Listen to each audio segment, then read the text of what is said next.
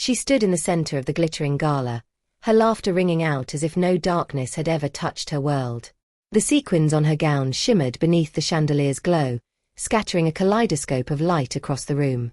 A champagne flute gleamed in her hand as she charmed the crowd around her, colleagues enchanted by her grace, her brilliance, her seemingly untouchable presence. To them, she was flawless, composed, radiant, a symbol of success. But everything shifted when she reached into her clutch. Her fingers paused mid-motion. There, nestled between her belongings, was a simple gold ring, the one engraved with the date of our wedding. The same ring she swore she'd lost half a year ago. Next to it was a note, folded and small, carrying just 2 words, "I know." Her eyes swept the room, suddenly wild and searching. Panic flickered behind her polished smile. Her breathing hitched. The glow vanished. And in that instant, the illusion shattered. The carefully built persona she had maintained crumbled without a word. We had been married for 6 years. Our story began in the corridors of grad school. She was the standout, ambitious and magnetic, while I was more reserved, an observer who read people better than books. She once told me that's what drew her in.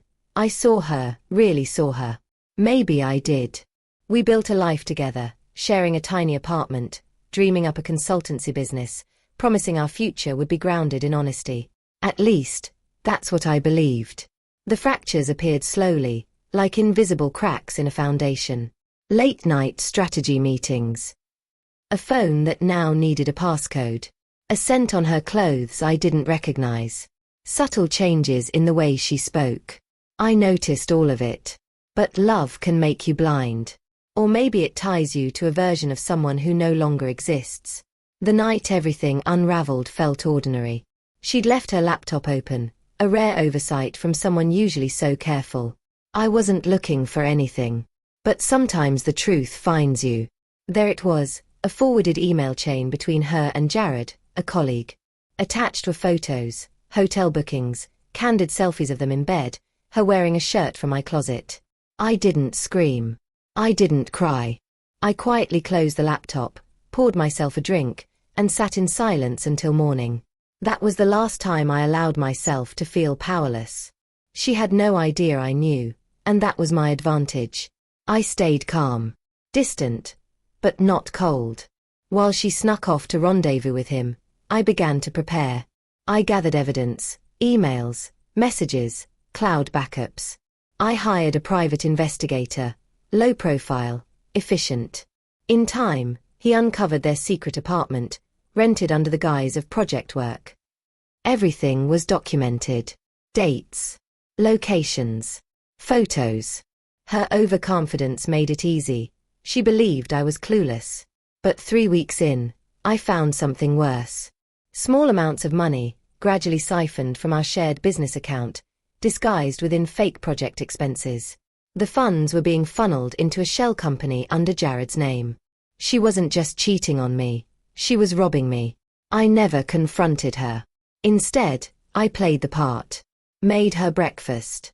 Kissed her goodbye. But I was no longer her husband. I was her shadow, waiting. It took 4 months to put together a case that couldn't be disputed. I waited for the perfect moment. Her company's annual retreat, held at a luxury estate owned by one of Jared's old friends, was a spectacle of wealth and image. Of course, I wasn't invited. I didn't need to be. She still used the clutch I gifted her last Christmas, never changing the lock code. That detail was key. An hour into the party, as she laughed and sipped cocktails, bragging about her promotion, a staff member handed her the bag with a smile. Inside, she found the ring she claimed had vanished, and the note I had tucked into the lining. I know. Her expression froze. Her gaze darted across the room like a trapped animal sensing danger. She stood motionless, drowning in the glittering crowd. From 2 blocks away, I watched her through a drone's camera feed, her panic magnified on the screen. By morning, the consequences began rolling in. I forwarded her and Jared's emails to HR, the board of directors, and, most importantly, his wife. The embezzlement report went straight to a financial crimes investigator I knew personally. By noon, they were both suspended.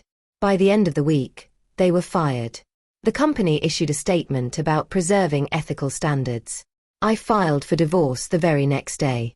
With proof of infidelity and fraud, the prenup she had once insisted on, meant to protect her, stripped her of everything. The clause regarding betrayal left her with no claim to our assets. She walked away with nothing. No apartment. No business. Not even the ring. She tried calling, over and over. Her messages pleaded for a chance to explain. I never answered. I simply sent her a scan of the prenup clause. The media never found out. That wasn't the kind of revenge I wanted. I preferred something quieter, more personal. The kind of destruction that happens in silence, while the world moves on. Jared fled to another city. His marriage in ruins, his career in question. She still sends the occasional email, empty, desperate, saying nothing but meaning everything. I never respond. I don't pity her. Her betrayal taught me something vital. I'm not fragile. Betrayal doesn't destroy you. It reveals your strength. Some call revenge petty. Those people have never had their life gutted by someone they trusted completely. I have no regrets. That night, she opened her clutch expecting celebration. Instead, she found the beginning of her downfall.